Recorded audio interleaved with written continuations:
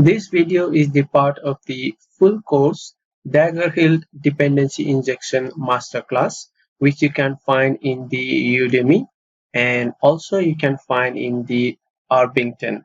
So you can just go to my profile and you can search for the Dagger Hill Dependency Injection Masterclass in the Udemy as well as in the Arbington. So you can also go to the Udemy and you can find the Dagger Hill Dependency Injection Masterclass full course. Let us write our test case over here, and for that we'll just go to the task now and we'll try to test the insert. I think the spelling is currently a mistake, but let us ignore it and we'll write a test case for this one. So let's go to the test over here, and first of all I just need to annotate the test over here, and then function, then that should be, I think, given what you want to given is a task, right? And when is inserted, right? When inserted, then what we want to do is we want to verify that that this function is called, and then we have a list of the tasks. So what we want to do, given task when inserted, then return should contain content, then return should contain a tasks list. So it may be quite long, but you should always write a name that is make more sense, right? So given the task when inserted, then should return a, then return should contain a task list. So what you want to do is we want to insert it, right? So we want to insert it, then we want to check whether that the list that we are getting is containing that particular inserted item or the inserted task. It may be confusing if you are first time writing this one, or else also you can just give a comment over here. You should say like given, right? Given the task entity, and given the task entity when inserted, then should return a task list that contain the inserted tasks. So that will make more sense, because when we are given when the task entity is given and when it's inserted, then it should return a task list, and that task list should contain the inserted item. So that will make you more understand clearly. So let's go and set up this one. So here what we'll do is we have to return, we need to run it on the blocking the coroutine test, because this function is a coroutine. So since this is a coroutine function or the suspending function, our test case should run under the run blocking. Sorry, run blocking. So run blocking is the one that we are looking. So why run blocking? I think there is another one, run blocking test. So run blocking test is not available. I think I'm missing some dependency. So I need to add that. I need to add a dependency. I think I'm missing something, because we need to run our suspending function. That's why we require that particular dependency to run our function or the test case inside this run blocking. Otherwise, the test case will fail, because this is a suspending function and suspending function runs on a different thread. So then we will have a faulty test over here. So let us add a dependency, and I have added the dependency. So these are the dependencies that I added, and the test implementation as well as the test implementation for the coroutine test.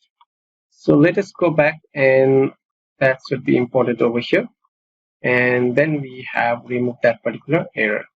So now we can actually start writing our test case over here. First of all, we'll create a val, and I'll just create an item over here, and then item that should be of the task entity, right? Because we want to enter a task local entity, and here we will set up our request. So what we need is a int variable, I think that we can just ignore first of all, and user ID.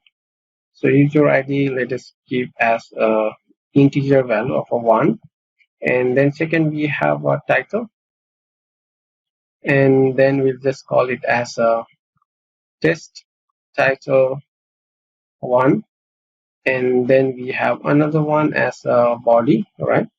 That should be of a test body 1, and then we have another one is a note, right? Note which is of equals to test note 1, and then we have a status, right?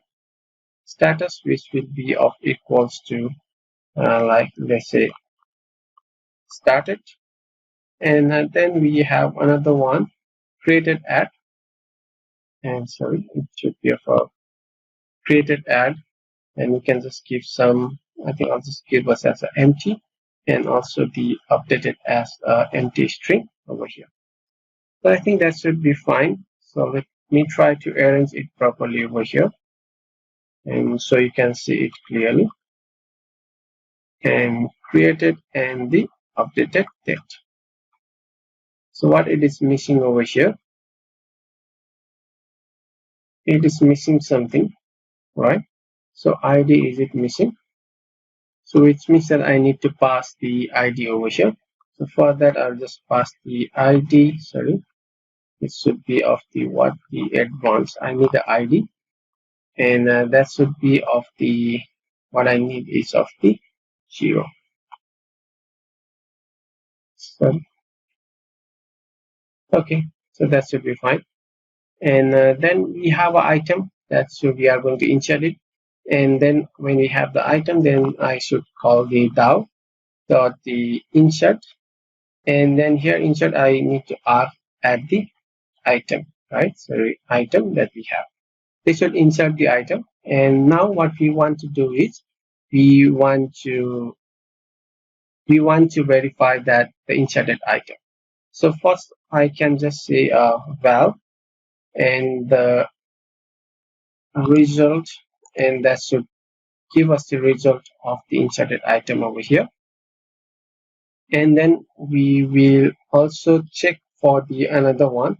So I just say a val, and the item list that we are getting, that should be, we will get from the DAO, sorry, DAO dot the get all of the tags, right? So when we get all of the tags, this should return the row ID that it was inserted, and this should return us the all of the item that is inside, that is inserted into the database. So the next thing that we want to test is whether the value that we are getting match with our assertion. So I'll just say assert that, assert that, and let me import that one. I need to import it from the assert that from the truth library. Let us make use of the Android X test case from the truth library, and assert that, and the action I need to check, right? So let's say the result dot, sorry, y each equal to, so if the result is equal to the one or the first item that we are getting. So what it is saying is mismatch, so found long, right? So I think which means that basically I imported a wrong one assertion. So I think this is not the one that we want to import it. So let me just re-import that one, and that should come from not the notification view matcher, not the view matcher. So it should be from, why we have so much, okay, so Google, I think com.google.truth. So let me import that one. Yeah, that should be the one, and make sure you import the correct one, because just now we imported was not correct. So we assert that the result that we are getting, it should be equals to the 1, because that is the first row inserted. And then the item that we want to assert, right? Assert that what we have, assert that, and the item list that we have, item list should be contain, I think it contains the item. So that item list that we are returning or getting from the database should contain the item that we have actually inserted. So now it's time to go and run our test case. So you can just click on over here and run this particular test. It will take a bit longer time because we need to start up the device and then it has to be run on the device. So since this is an Android test, it requires a device to run it. Oh, and look like we have some error over here. So let me check what is the error. So the test didn't pass.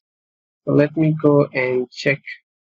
So it is expecting, I think this is the one that it is actually giving us expect the content of this one, but it was actually this one. So the first assertion was actually passed, but the second one is giving the error. So I guess the ID should be of the one. And then let me try to run this one again. Okay, now you can see the test has been passed and we get a one test pass. So it means that our first test that we have written is actually passed when we inserted this particular item, and then the result of written item was the first row, right? And also the item that it was written contained this particular the inserted item which got passed.